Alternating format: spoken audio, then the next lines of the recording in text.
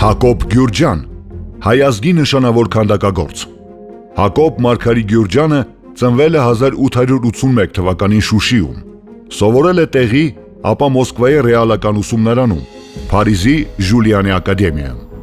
1908 թվականից Գյուրջյանը մասնակցել է ցուցահանդեսների Մոսկվայում, Սանկտ Պետերբուրգում, Փարիզում, Պրահայում, Տոկիոյում, Օսլոյում, Բրյուսելում, անհատական ցուցահանդեսներ ունեցել Նյու Յորքում և Փարիզում։ Օգյուստ Ռոդենի արվեստանոցում հմտացած Հակոբ Գյուրջյանը ստեղծել է ռեալիստական դիմաքանդակներ, պատմական, կրոնական և դիցաբանական կերպարներ և դարձել հայ իրականության մեջ բազմաժանր արձանագործություն ստեղծած առաջին քանդակագործը, ով վարպետորեն միահյուսելով արևելքի հնագույն և եվրոպական նոր արվեստի լավագույն ավանդույթները, հայ քանդակագործությունը դուրս է բերել համաշխարհային ասպարեզ։